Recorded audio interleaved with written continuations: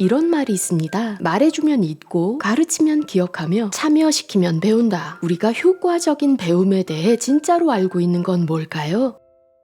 전 세계 유수한 대학의 저명한 경제학자와 교육자들이 이 주제를 연구했는데요. 그 결과 교실 크기, 최신 기술, 유니폼 등은 큰 상관이 없었으며 학생들을 도약하게 만드는 것으로 밝혀진 건 뛰어난 교사들이었습니다. 밝혀진 내용을 이어서 말씀드릴게요. 우선 가르치는 것이 고도로 복잡한 기술이라는 걸 인정해야 합니다. 내용에 대한 깊은 이해를 바탕으로 그 복잡한 개념들을 쉽게 설명할 수 있어야 하니까요. 또한 심리학과 교수법에 대한 이해, 그리고 다양한 관리 기술까지 필요해요. 학생들을 집중시켜 몰입하게 만들려면요. 더럼대 교수 롭코는 널리 사용되고 있는 많은 교수법들, 즉 학생을 능력별로 나누는 것, 무조건적으로 칭찬하는 것, 혹은 복잡한 개념도 학생 스스로 알아내게 하는 방식 등이 효과가 없다고 보고합니다. 반면 뛰어난 교사들은 높은 기대를 상정하고 수업 시간을 최대한 활용합니다. 이때 가장 중요한 건 질 높은 수업에 교수 내용 지식을 결합하는 거예요. 과목 내용을 전달하는 데 그치지 않고 학생 스스로 배울 수 있는 방법까지 가르치는 거죠.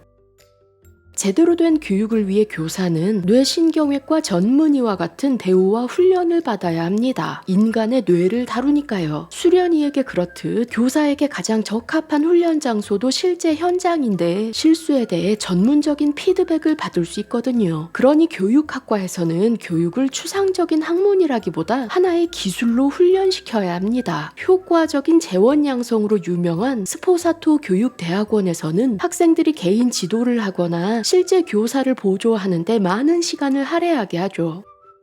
현장의 교사들 역시 정기적이고 전문적인 피드백을 필요로 합니다. 하버드대 롤랜드 프라이어 교수의 방대한 연구에 따르면 선임 교사로부터 정밀한 지시와 함께 구체적이고 정기적인 피드백을 받는 교사들이 가장 큰 발전도를 보였다고 해요. 교사를 발전시키는 또 다른 방법에는 학생들로부터 피드백을 받는 것이나 자신의 수업을 녹화한 뒤 스스로 확인하는 것 등이 있습니다. 언카먼 스쿨즈의 창립자이자 인류교사의 수업의 저자인 더그 레모브는 훌륭한 교사들의 방식들을 정리했죠. 이 교사들은 학생 한 명 한 명을 교실 문 앞에서 맞이해 주어 학생들이 환영과 존중을 받는다고 느끼게 합니다. 수업이 시작되면 또렷한 목소리로 모두의 집중이 자신을 향하도록 하고요. 또한 완전 학습을 추구해서 학생들이 100% 받아들인 후에야 다음 단계로 넘어가죠. 여기서 훌륭한 교사들의 가장 주요한 지점은 학생들이 흥미를 느끼게 한 후 스토리텔링과 상상력을 자극하는 액티비티를 활용해서 집중을 유지시킨다는 거예요.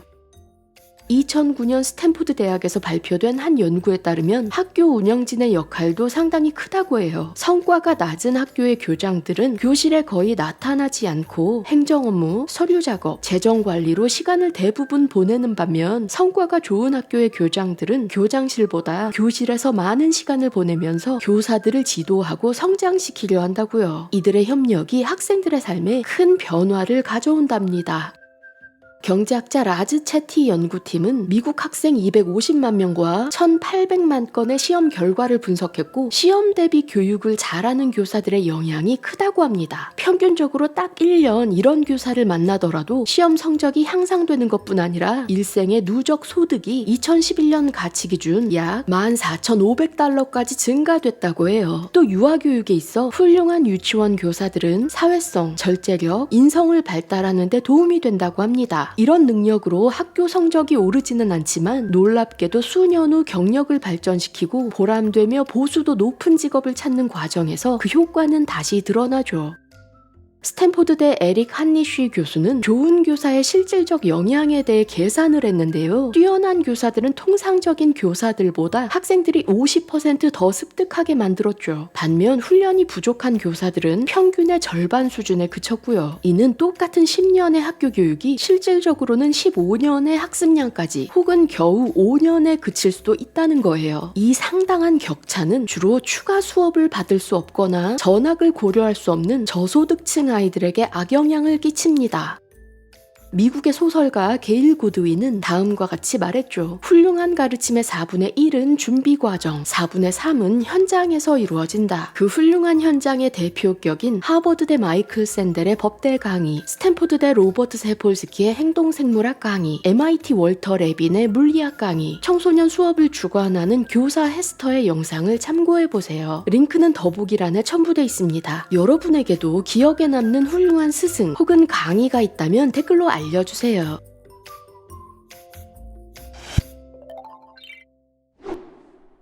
구독, 패트리온, 멤버십으로 도움을 주실 수 있습니다. 저희 사이트에서 더 많은 자료도 찾아보세요.